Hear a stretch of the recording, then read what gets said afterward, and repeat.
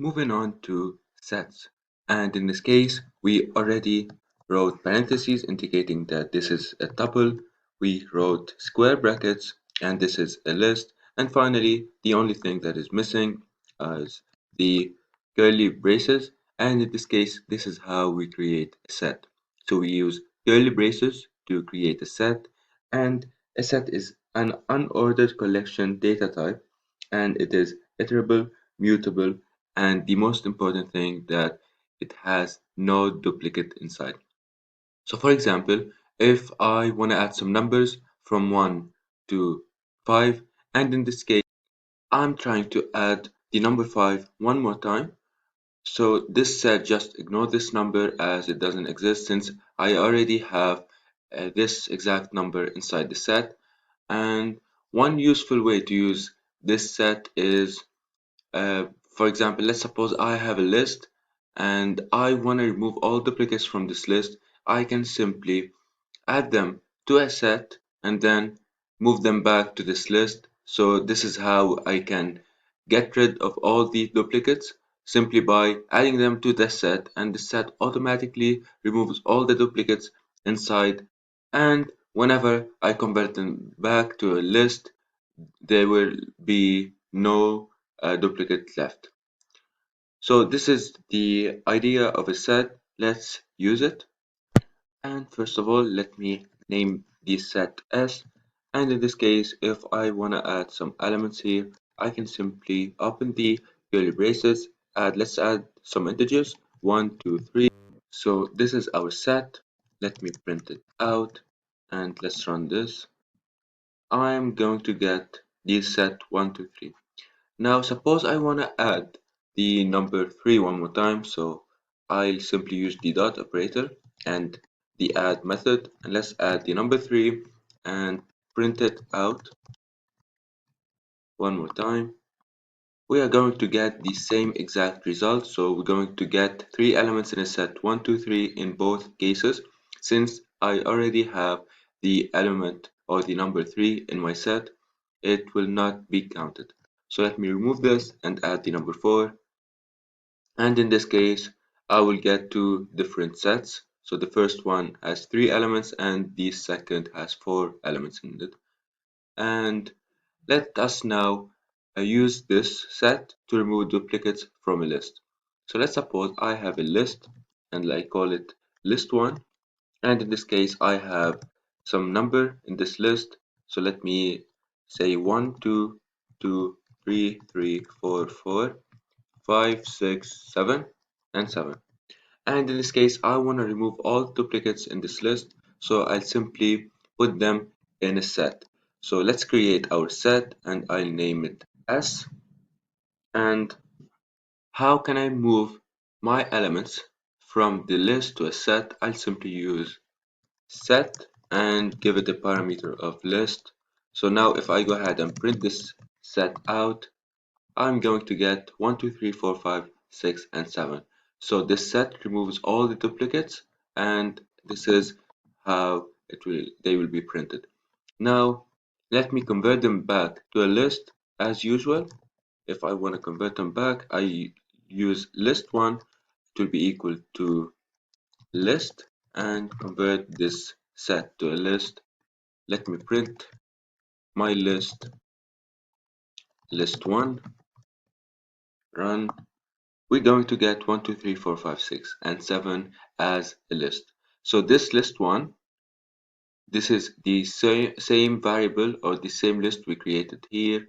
However, we removed some items and elements without doing anything, just from placing them in a set and then moving them back to our list.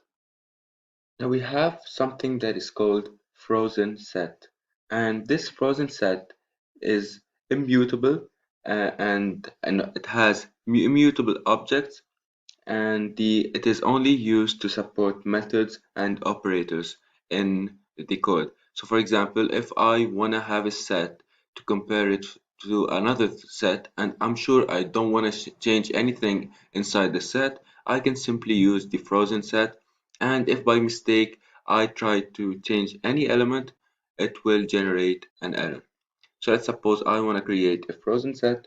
I will simply call it S, and in this case, use the frozen set. I'll type frozen set, and inside this set, I will use a list here inside this frozen set, and we can convert it to the set using this frozen set. So as before, when we created S and it was equal to set, inside the set I place list1. In this case, I will place it directly here. So let me place 1, 2, 3. And if I go ahead and print out this frozen set, we're going to get 1, 2, and 3.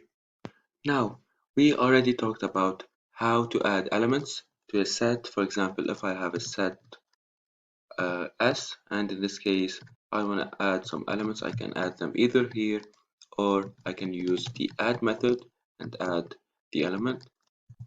And if I print this set, we're going to get 1, 2, 3, 4. Now, let's suppose I have two sets and I want to merge them together. I can use the union. And in this case, let's suppose I have a set S1. It will be equal to some letters A, B,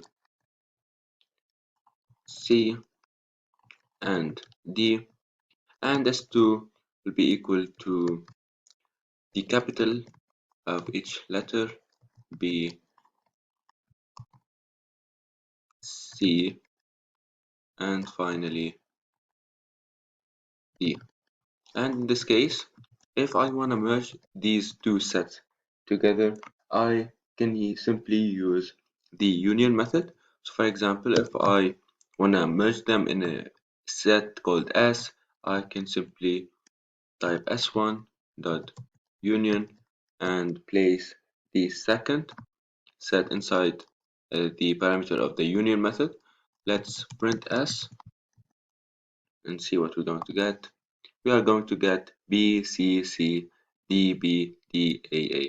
And this set is unordered, so it doesn't matter how the order is.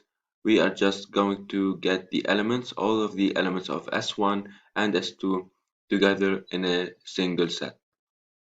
Now we also have another method to add these two sets together, and this is this character. So for example, if I want to add S1 and S2, I can simply use this, and let's print S one more time and run. We're going to get the same exact result. So we have two methods here. We can either use the union or this operator. Now let's move on to the intersection. Suppose we have two sets of numbers, and let me create them here. The first set will be S1. It will be equal firstly to an empty set, and S2, the same thing for S2. And then here, let's add some numbers to S1. So let's suppose I want to add the numbers from 1 to 10. So I'll use a for loop. So for I in range of 10, in this case, I'm going to add to S1 this I, and the same thing for S2, and in this case I want to add all of the elements between 2 and 6. So for I in range of 2 to 6, I want to add these numbers to S2. So if I go ahead and print S1 now, I'm going to get from 0 until 10 minus 1, and the same thing for S2. I'm going to get from 2 until 6 minus 1, so 2, 3, 4, and 5. Now let's use the intersection method here, and to get the intersection of these two sets. So let's store them in a set called S3. It will be equal to S1 dot intersection, and inside the parameter of this intersection method, I will add my second set, and let's run this.